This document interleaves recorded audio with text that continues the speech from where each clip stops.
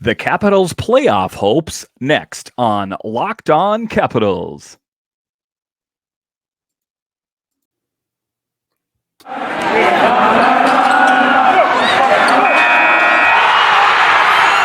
Locked On Capitals, your daily podcast on the Washington Capitals. Part of the Locked On Podcast Network, your team every day.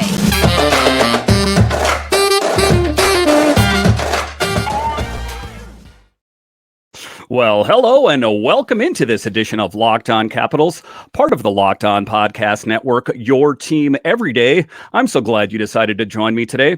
As always, this podcast is free and available on all the major platforms, and I want to thank you for making this your first listen or view of the day. Yes, this podcast is also available in video form, so head on over to YouTube and check it out. My name is Dan Holman. You can find me on Twitter. It's at DanCaps218. You can find the show on Twitter. It's at Locked On Caps. Today's episode is brought to you by FanDuel Sportsbook, official sportsbook of Locked On. Make every moment more. Visit FanDuel.com/Locked On to get started today.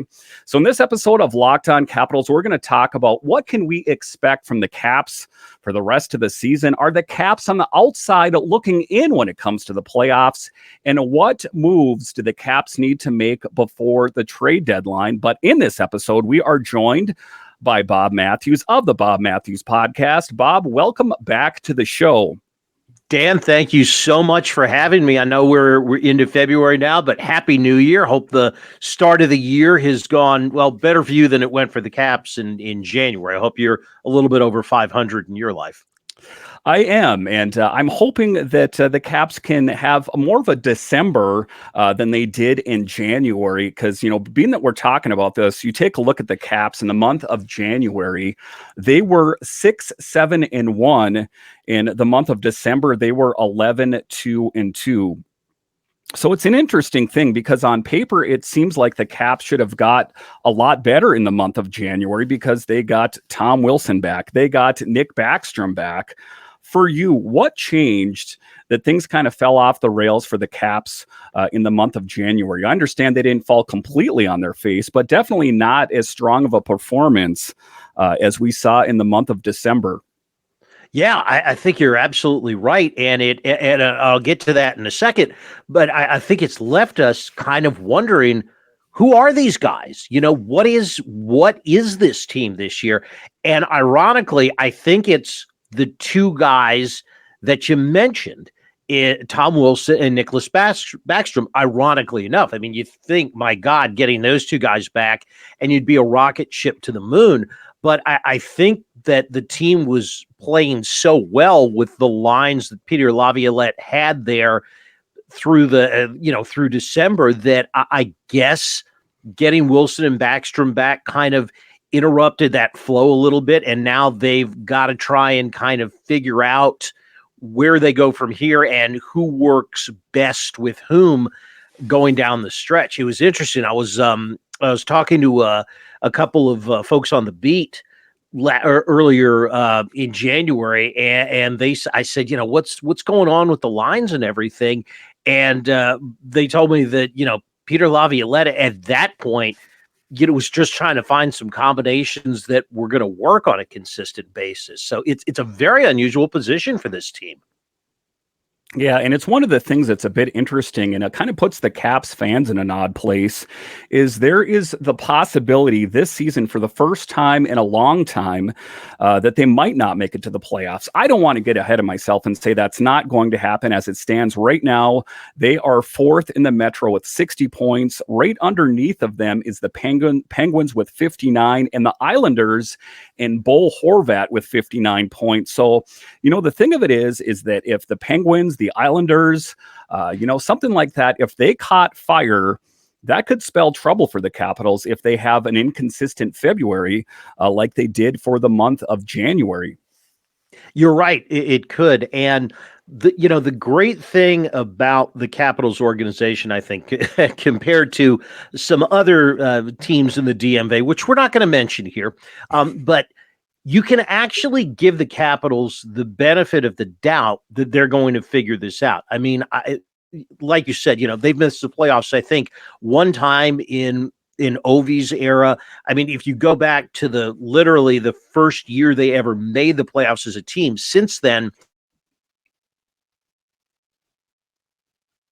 time that you drop the puck. So I think you have to give the organization and give Laviolette the credit that, and the benefit of the doubt, that they're going to figure it out. But you're right, this is going to be a stretch run unlike we've seen in quite a few years, because normally we're sitting here and the Capitals are leading the Metro. You're worried about, are they going to peak too soon?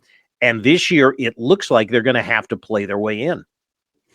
Yeah, and it's a tough spot for the Caps to be in, and uncharted territory, I guess you could say, for them. One of the things that's changed, I guess you could say, would be in the month of December.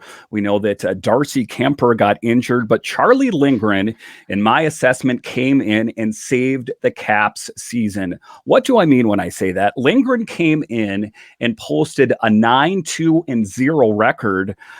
So, in a lot of ways, a backup goalie, sometimes you don't know what you have in it. The Caps in past seasons, you had Vanacek and Samsonov. It was a crapshoot. You never knew who was worse. So for Charlie Lindgren, kind of this AHLer that kind of rose to prominence, had a brief hint playing with the Blues and that kind of thing. Not an extensive NHL experience, but you could say that the Caps season was saved at least in part due to the play of Charlie Lindgren, who kind of came in. Chucky Sideburns saved the day. And the mustache. Never underestimate a man with a mustache.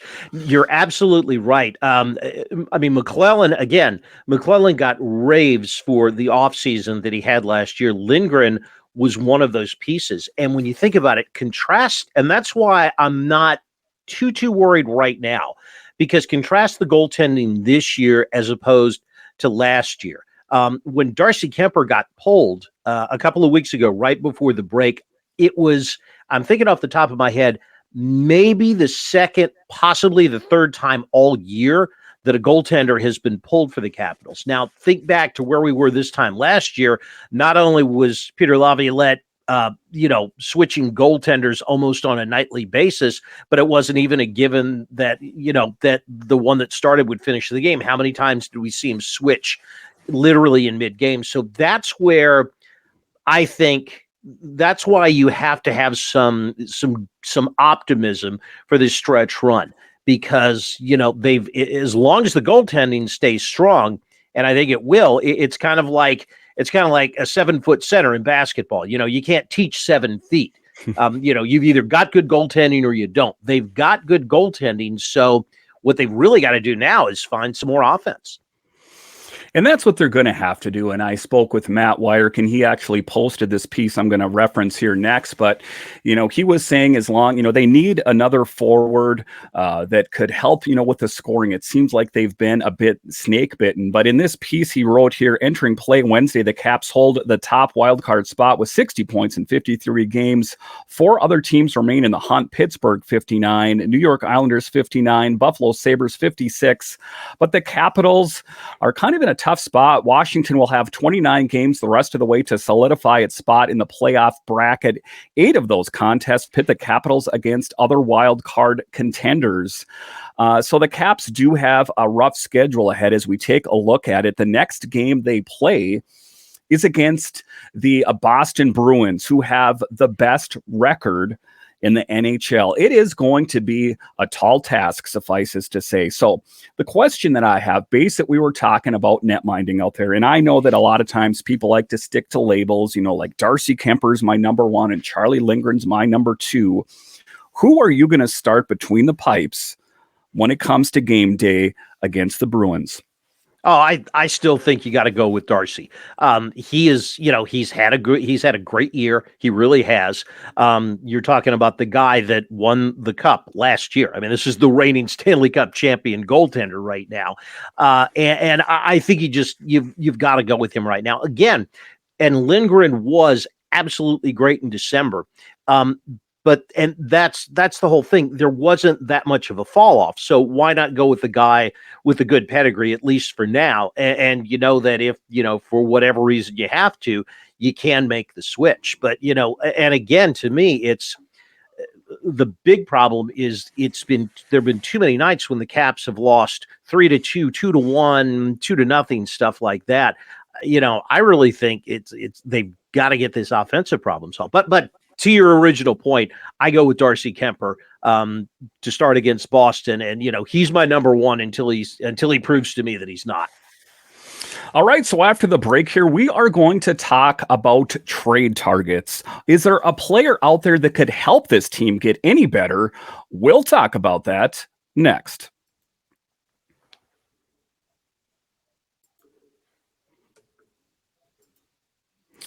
This year, the only app you need at your Super Bowl party is FanDuel, America's #1 sports book.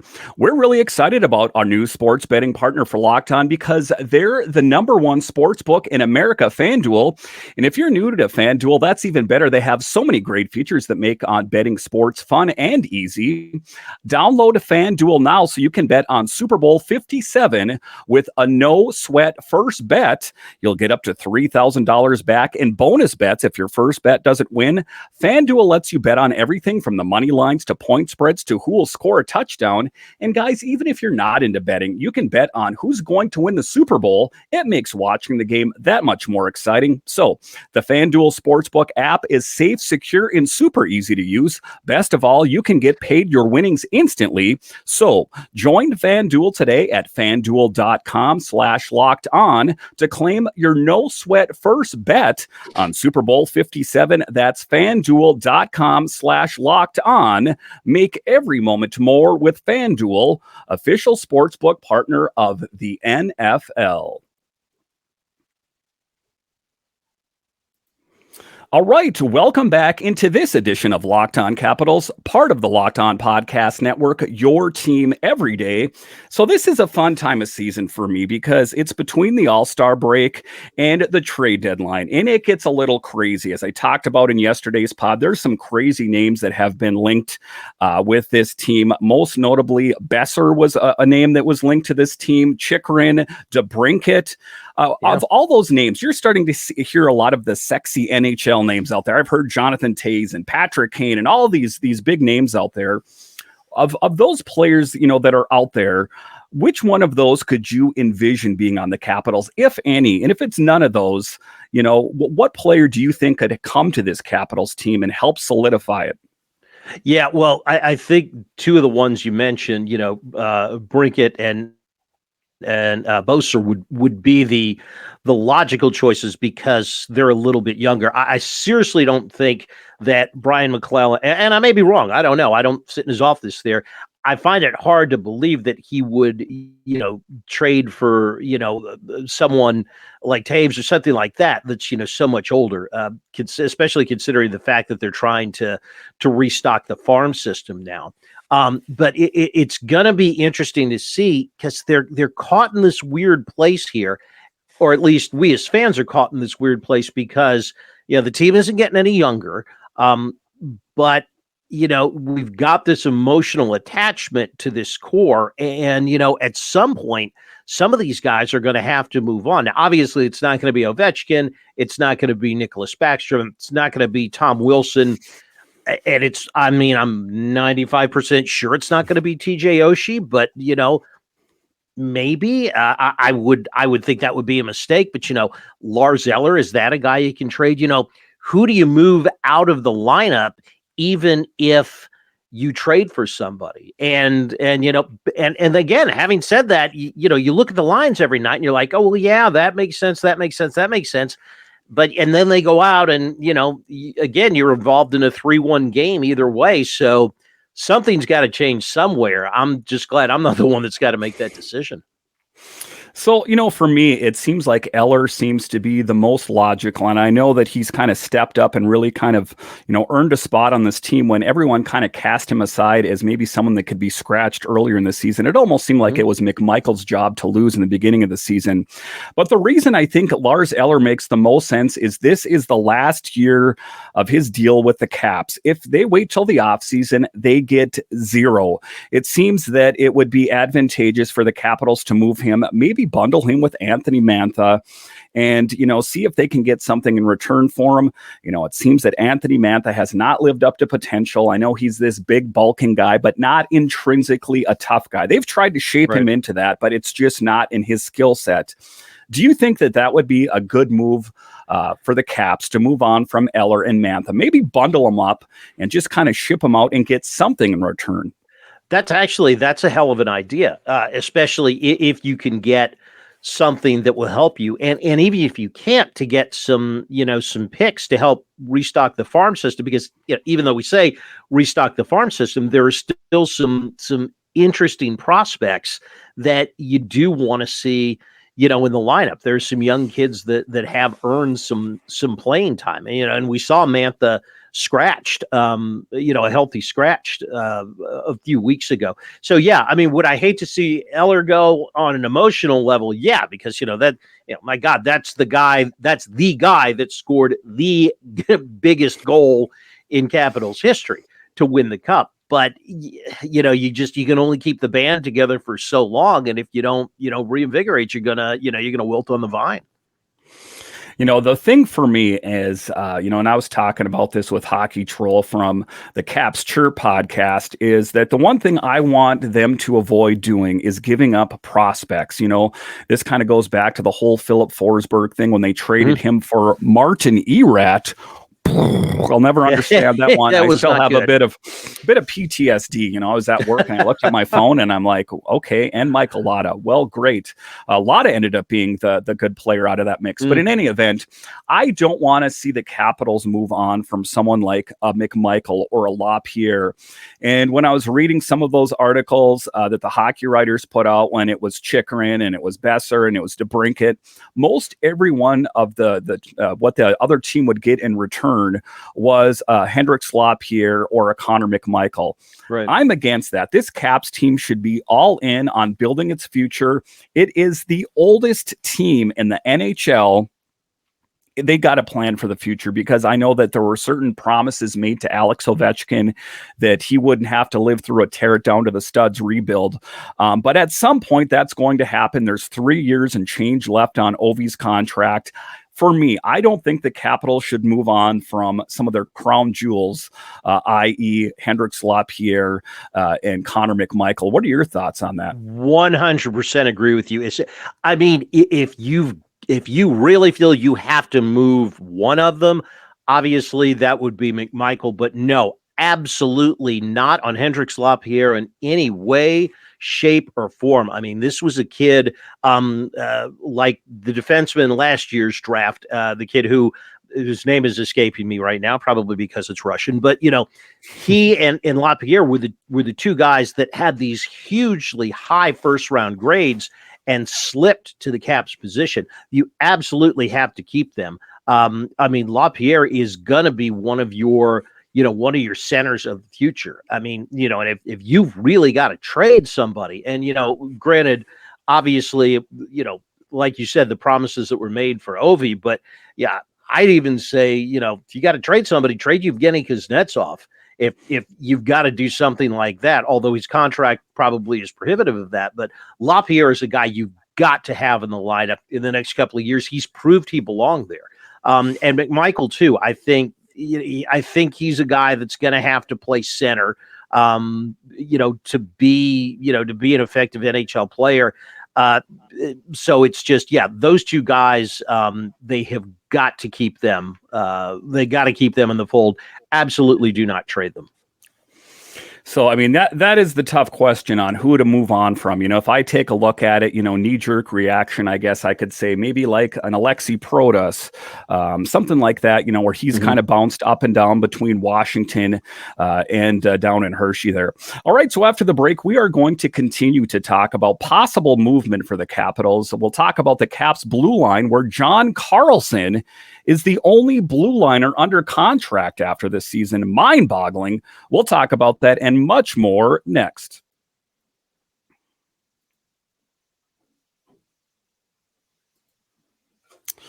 Looking for a delicious treat but don't want all the fat and calories? Then you gotta try Built Bar.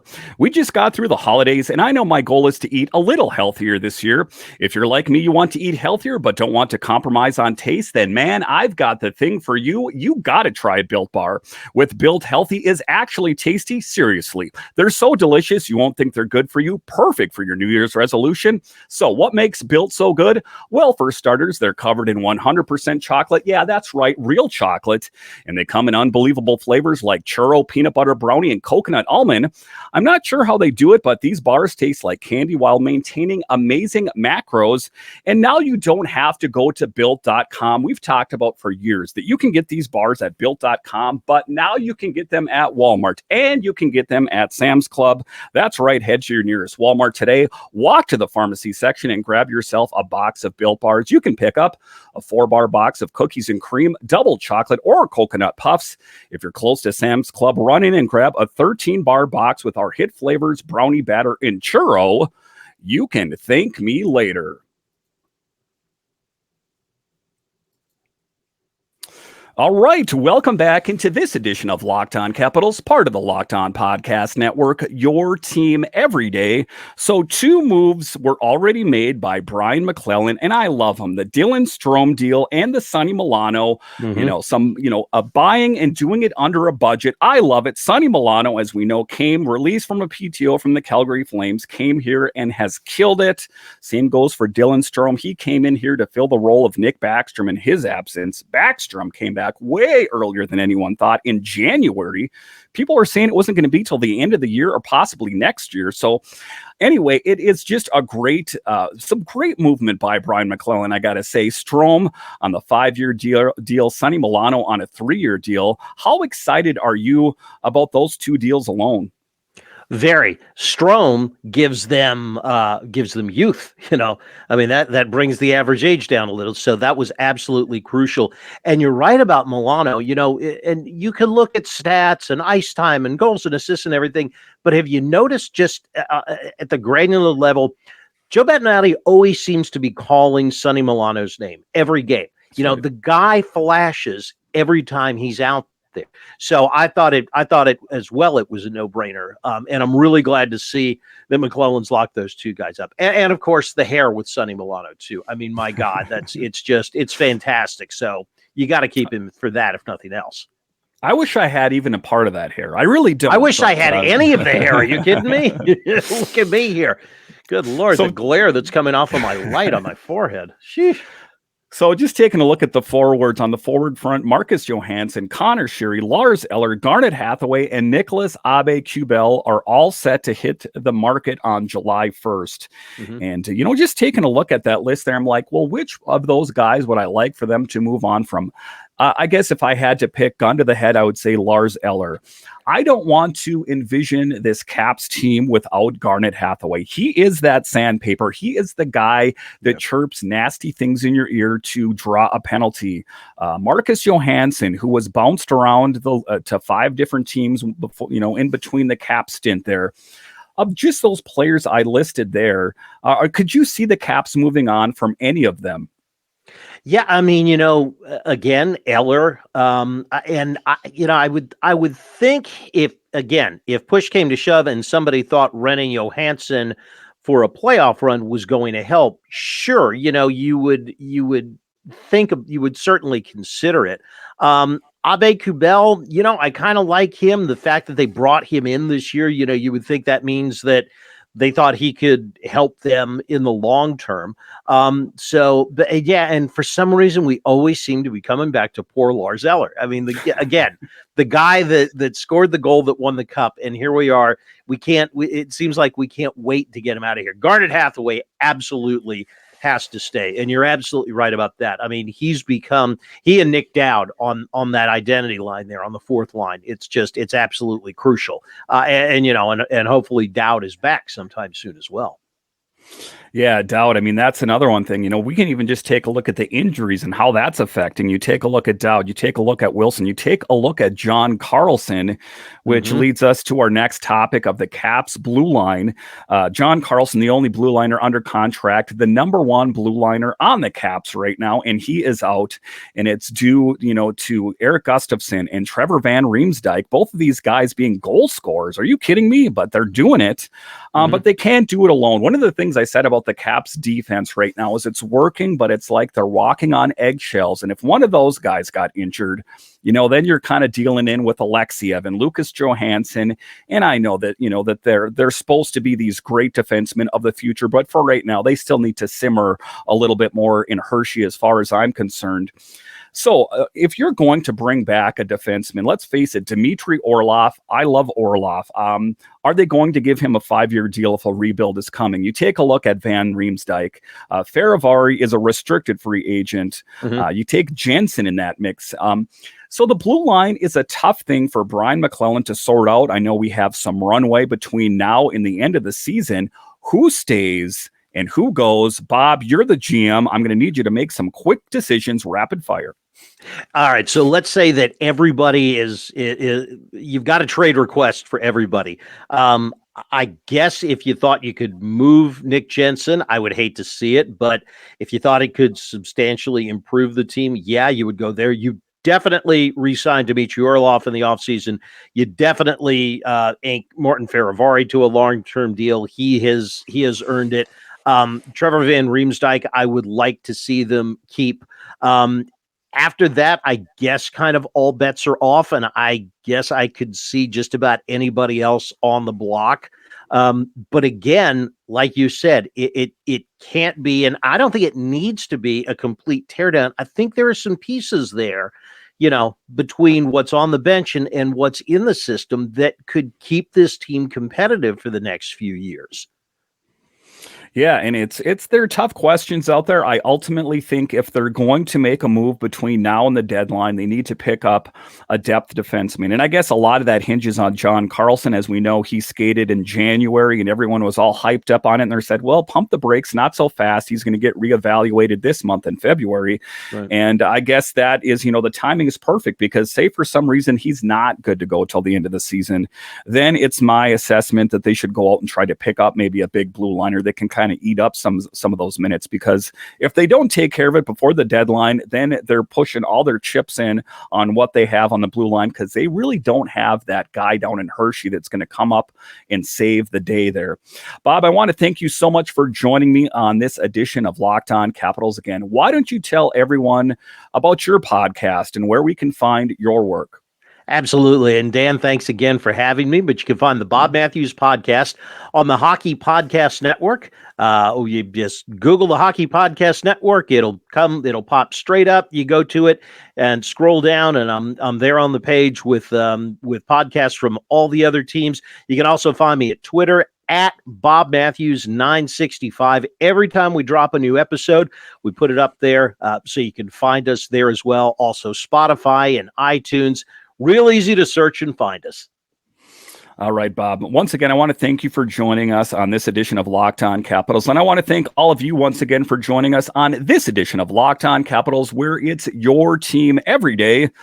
My name is Dan Holme, and I'll talk to you again next time.